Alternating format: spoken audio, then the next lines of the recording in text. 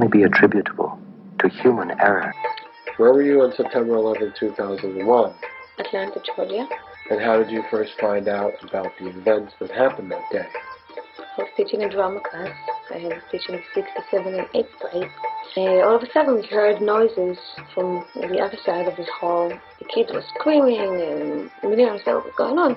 And then at recess, at 10 o'clock, they announced that this is what happened. The other class was supposed to watch this program on television, and they turned on the TV. They showed the plane crashed into the building. And first they saw it was like a movie or something. But then they realized they were showing what really happened. So they were started screaming, and the students got hysteric. Where were you on 9/11/2001? I was in Hyde Park at school.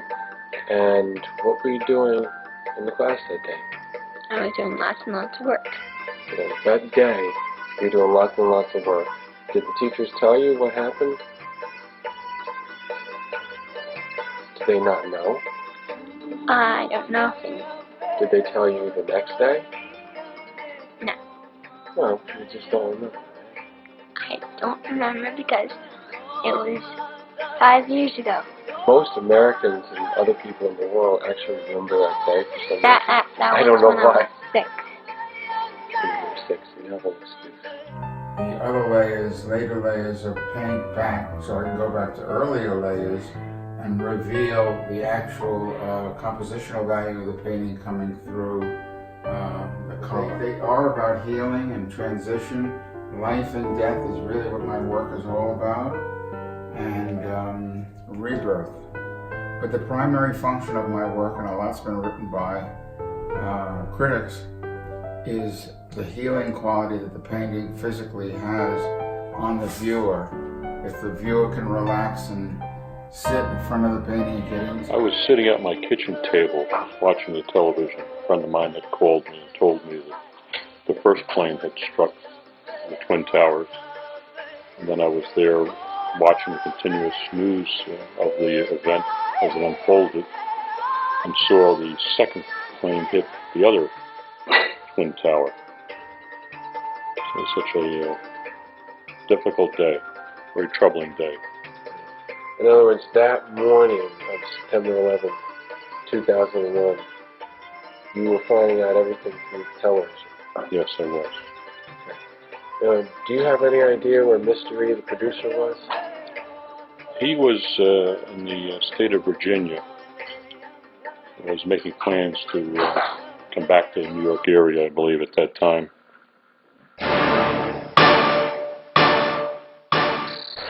Walking around here tonight making a video.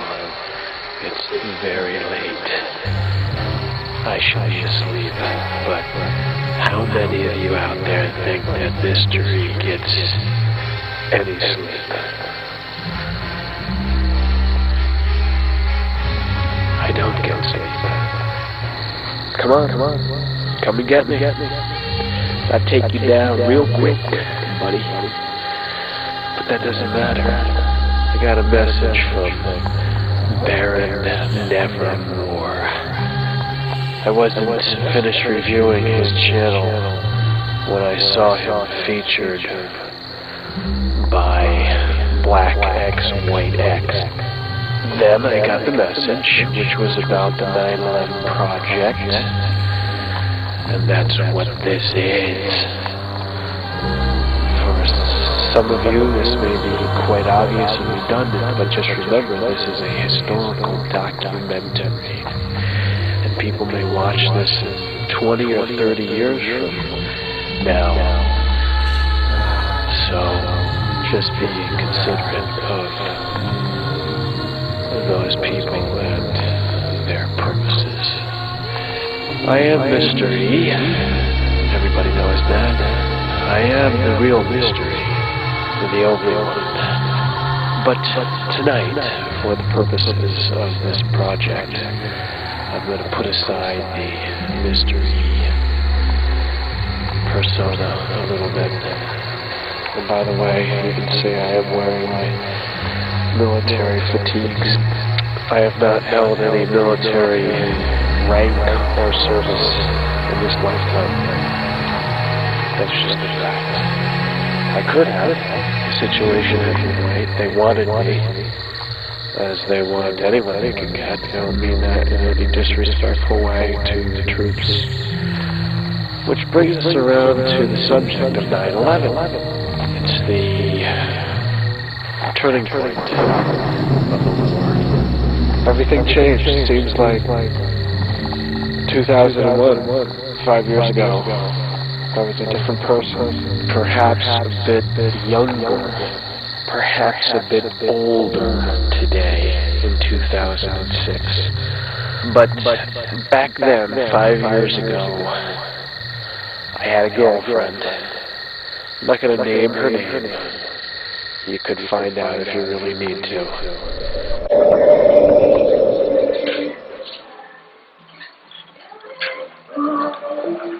Hi, Julia. Hi, Julia. Greetings. Quiet room. We spent a few years together. But that August, we were coming apart. The relationship was in trouble. It was bad for both of us. I mean, forgiveness is a difficult thing, really, especially with romantic relationships. But you know, we have to do that. We really have to learn and apply forgiveness. We had a few friends in common, and they happened to be from Europe. There were females, as a matter of fact. There were girls. I have lots of movies, lots of memories from that time. And don't get any strange ideas. Okay? I mean, those are just ideas. Anyhow, these gals were going back to Europe, so September came. What is dinosaurs?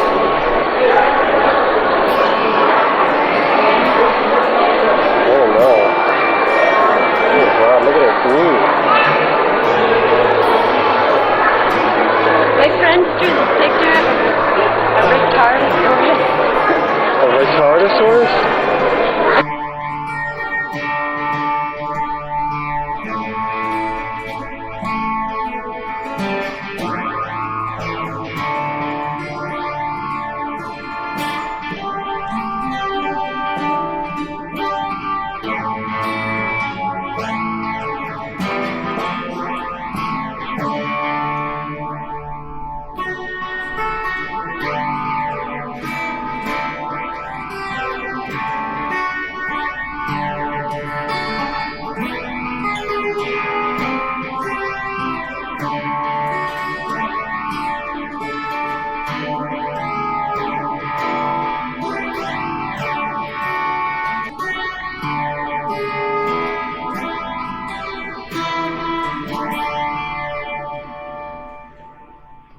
Yeah, great video. I don't know if this was an older video, because it says reloaded. I've never seen this one in particular.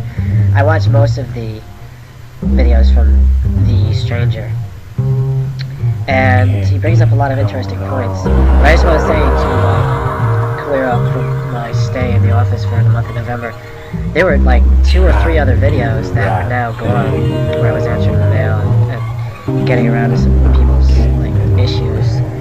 Apparently those videos are removed because they were over 10 minutes. And it took the upload, so I figured that they were accepted. In fact, on one of them, there was a lot of comments coming in that it was removed afterwards. So I am going to access those files again and upload them by MysterEy1. Or no, I'm sorry. I'm going to upload those on the Utubia channel. I'll add the links over here.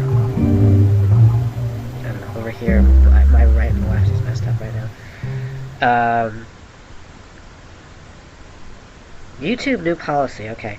Now, the thing is, while I appreciate the stance that is being taken, and it does kind of fit in with the more radical approach of the YouTube advocate group, it's creating the us and them mentality, and that never really seems to solve anything. You know, the very secretive YouTube underground is taking a stance to be against something. Yet, the more that you identify yourself as being against something, the more difficult it is to really affect any change. Now, they just did that YouTube Live event, and I believe that was November 22nd. Now, I just caught a video from Pop 17 channel, I think it was. Or maybe it was, could have been Pop Tub. And it just featured a lot of people that came to that event. And this is the kind of thing that you would expect from the YouTube-sponsored promoting these days. They are promoting a squeaky clean, acceptable corporate vision of broadcasting yourself. We don't want that because we want to be free, creative individuals. I don't see YouTube as really trying to block us out or censoring us. I just see them as developing their top-end system with all the rankings and what gets promoted and what gets the ads attached to it. They've been doing that for a long time. You know, that stage that you speak of was inevitable. That's built into the whole idea of creating this phenomenon. So to separate that out is like, you know, saying that you want to eat the egg, but you don't want to deal with the yolk. You know, the yolk is going to be there. It's not an egg. So if you can't accept the yolk, then, you know, you're not really in reality. Being in reality is good because no matter where you end up, you're just seeing the big picture and you just accept it for what it is. As soon as you take that out, the whole thing will collapse. I know it's a lot to really grasp and a lot to comprehend, but you know, you can't take that out of YouTube. The more that you go against it, the more you're going to find that it's there. It's ingrained. It's integral. It's fundamental. It can't change. The more we seek to change those things, the more we get frustrated and find, you know, it's not going to change. Why not become one with the corporate model? Use it for some purposes. I'm sure that can be done. But if that's inherently, you know, evil to the purposes of being independent and the purposes of being individualized and grassroots, then fine. So what we need to do is to continue to build the alternative side of things, just that really outer circle, however you want to look at it, is the alternative group, and just we find ways of networking, we find ways of interacting with each other and supporting each other. But to think that YouTube is actually implementing policies to go against that, they're not. They don't have time to go against that. They don't see it as a threat to them. So I don't believe that this policy is a move in that direction. It's just a move that solidifies and makes it more clear what they've been doing all along. So there is a slight difference there. And thanks for listening to me. I've taken up too much time already. See you next time.